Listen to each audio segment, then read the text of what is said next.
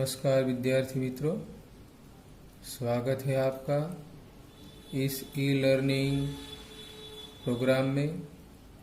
आज हम 12वीं कक्षा के ग्रामर टॉपिक के बारे में चर्चा करेंगे, जो एचएससी बोर्ड के एग्ज़ाम में सेक्शन ए के दौरान 8, 9, 10 क्वेश्चन में आइडेंटिफिकेशन ऑफ फंक्शन के रूप में पूछा जाता है, और बोर्ड के एग्ज़ाम के सेक्शन डी अंतर्गत क्वेश्चन नंबर 52 से लेकर 56 टोटल 5 मार्क्स के क्वेश्चन में कंप्लीट द सेंटेंसेस के रूप में पूछा जाता है।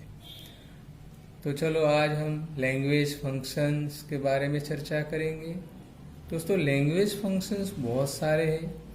इसमें से आज हम पहला शोइंग रिजल्ट के बारे में चर्चा करेंगे। शोइंग रिजल्ट का मतलब वाक्य में परिणाम दर्शाने के लिए इसका प्रयोग होता है। Infinitive phrases with to and enough से रिजल्ट दर्शाया जाता है। सबसे पहले तो हम TOO का अर्थ लैंग्वेज के रूप में भी होता है, लेकिन ग्रामर के रूप में यहाँ पर अतिशय, हद से ज़्यादा, मतलब कि अतिशयोक्ति दर्शाने के लिए इस्तेमाल होता है। इंग्लिश में इसको मोर देन, सफिशिएंट, हद से ज़्यादा, एक्सेसिव होता है। Construction TOO plus adjective plus infinitive, या फिर two plus adjective plus for plus person plus infinitive के रूप में होता है। हमेशा टू का अर्थ वाक्य में नकार अर्थ ही दर्शाता है। हाँ, इनफ का अर्थ पर्याप्त, जरूरियात जितना ही, यानी कि सफिशिएंट, ऐसा होता है। इनफ हमेशा वाक्य में हकार अर्थ ही दर्शाता है। दोस्तों, एक बात जान लो, TOO और इन्फिनिटिव इनफ जैसे इन्फिनिटिव फ्रेज से सिंपल वाक्य रचना बनती है। इसी टू और इनफ की वाक्य रचना को सो या देयरफॉर की मदद से कंपाउंड वाक्य रचना बनाई जाती है, और इसी टू और इनफ की वाक्य रचना को so dot dot that, such dot dot that से कॉम्प्लेक्स वाक्य रचना हम बना सकते हैं। एग्जाम्पल के रूप में हम देख सकते हैं, the coffee is too hot to drink. The coffee is too hot to drink. इसका मतलब क्या होता है? कॉफी पीने के लिए अतिशय गर्म है। अगर हम इसको कंपाउंड बनाएंगे तो the coffee is very hot. So अथवा देयरफॉर, दो में से एक ही इस्तेमाल हम करेंगे। यहाँ पर आपको समझाने के लिए सो या देयरफॉर दोनों का इस्तेमाल किया है। The coffee is very hot. So यहाँ पर सब्जेक्ट नहीं था। देखो, टू ड्रिंक इन्फिनिटिव फ्रेज के आगे कोई सब्जेक्ट नहीं था। अगर यहाँ पे फॉर मी होता तो हम देयरफॉर के बाद I can not drink it लगा सकते थे, लेकिन कर्ता न देने के कारण हम आई, वी, यू, दे या सर्वसामान्य कर्ता वन का इस्तेमाल कर सकते हैं। The coffee is very hot, so one can not drink it.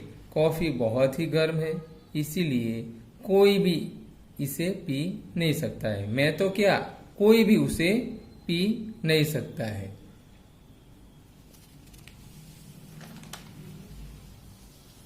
अगर हम इसका कॉम्प्लेक्स बनाएंगे,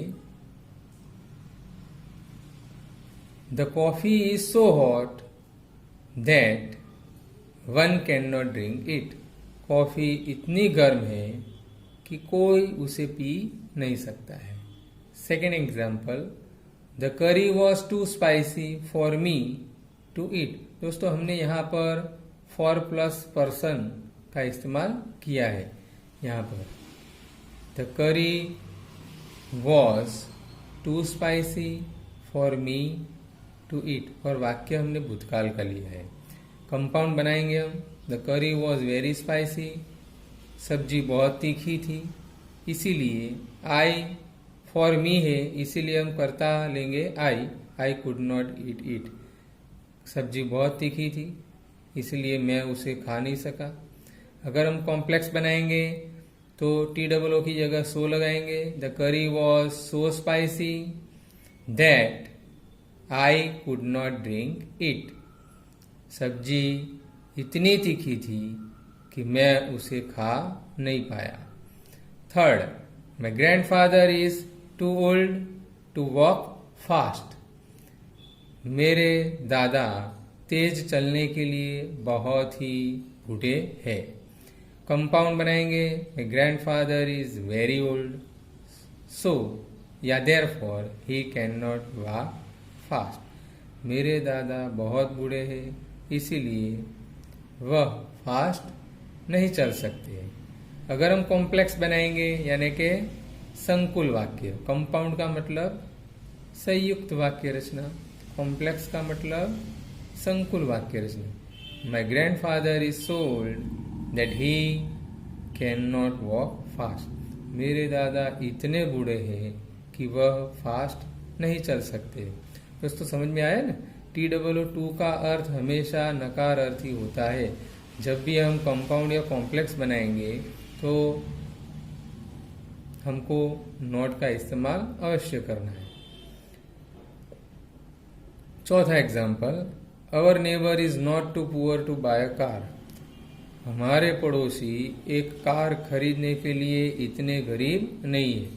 कंपाउंड बनाएंगे, our neighbour is not very poor.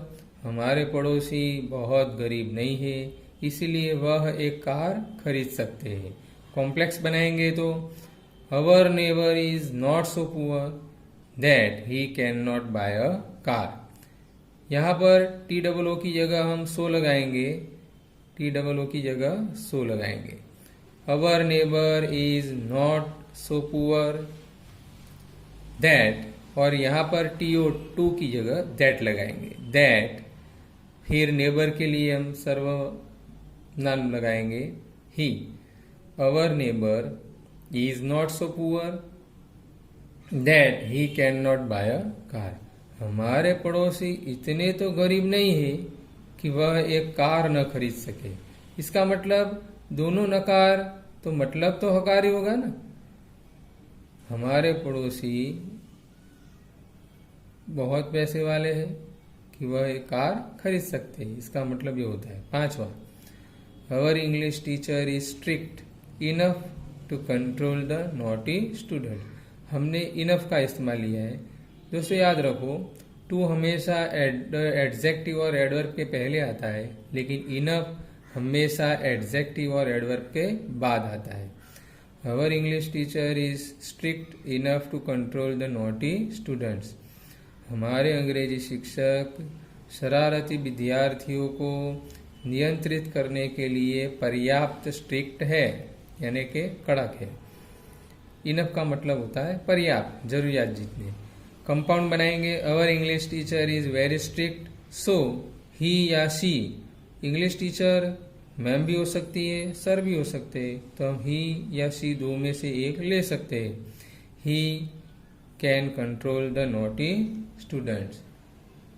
अगर हम इसका कॉम्प्लेक्स बनाएंगे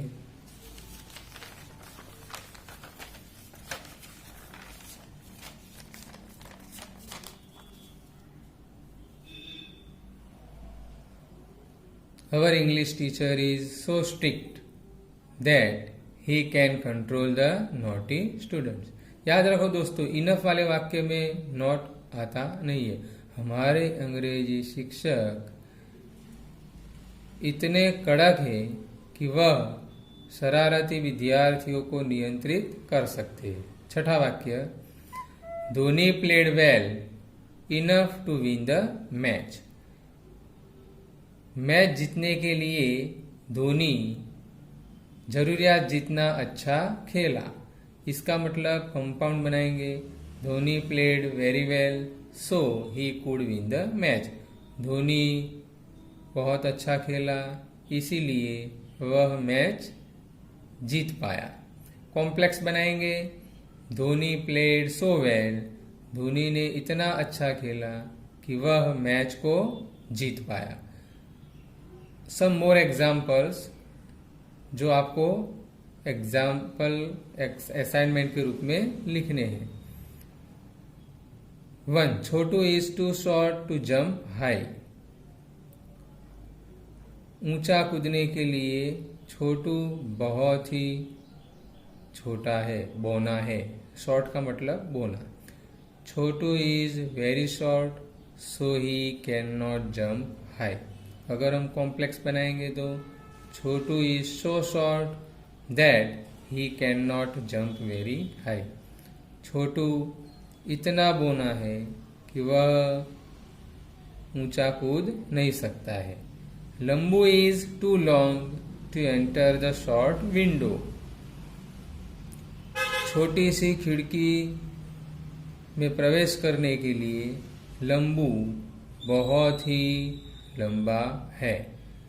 अगर कंपाउंड बनाएंगे तो Lambu is very long so he can not enter the short window.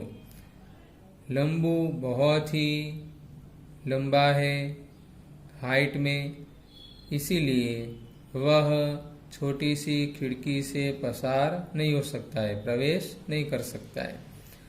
Complex बनाएंगे तो Lambu is so long that he can not enter the short window. Third sentence, my sister is weak enough to walk slowly. धीरे धीरे चलने के लिए मेरी बहन काफी कमजोर है। तो माई sister is very weak so she can walk slowly. अगर कॉम्प्लेक्स बनाएंगे तो माई sister is so weak that she can walk slowly. मेरी सिस्टर इतनी कमजोर है कि वह धीरे धीरे चल सकती है। दोस्तों, ये सब आपको असाइनमेंट बुक में लिखना है और कुछ एक्सरसाइज भी है जो मैं इस वीडियो के अंत में आपको दूंगा, वो आपको लिखना है। ओके, चलो फिर से हम नए चैप्टर के साथ मिलेंगे।